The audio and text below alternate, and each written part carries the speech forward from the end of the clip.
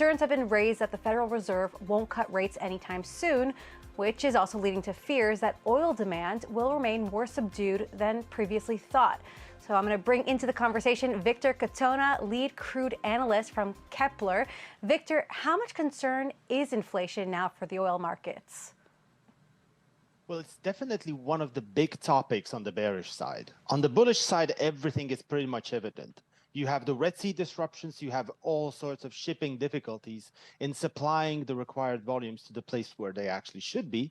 On the bearish side, it's very much the macroeconomics. So it's US recession, it's the weakness of Europe in general, with Germany potentially already being in recession, and China being not as promising as many people would believe that it actually would have been in 2024. So ultimately, on the macroeconomic side, there's a lot of potential black swans even that could really, really impact oil prices if they happen.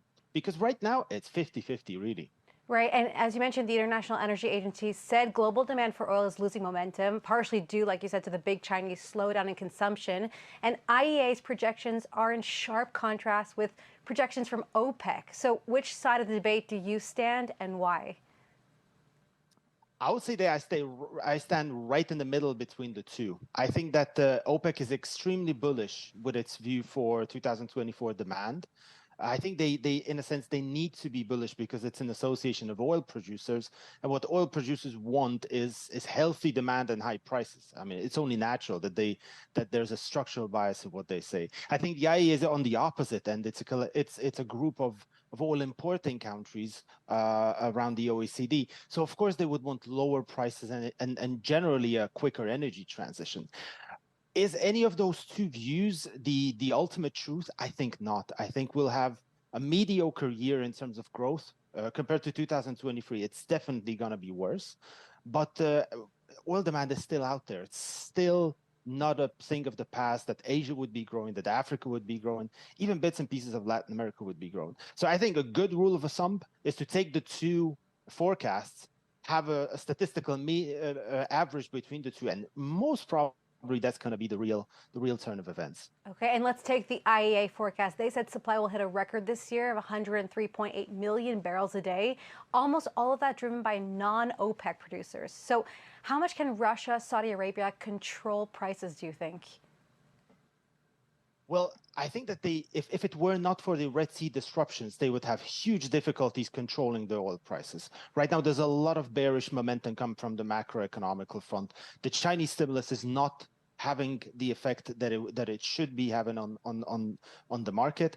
US right now is still I mean, it's up in the air whether there would be a recession in the US or not.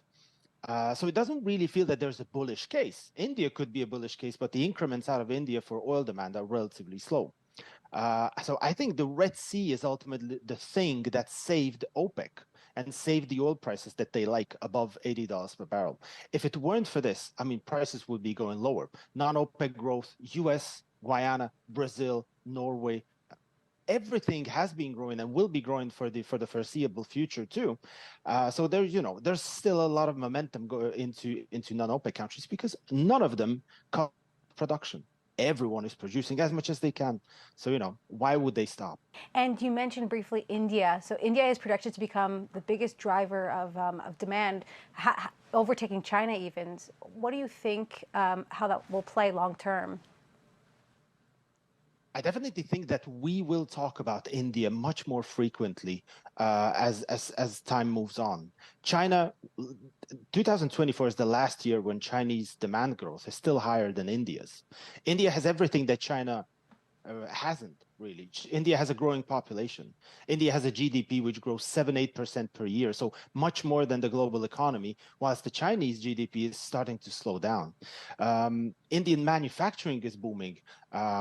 People actually want to invest in India because it's a vibrant democracy. So everything that China used to be having in the 1990s or early 2000s, right now India is in that spot.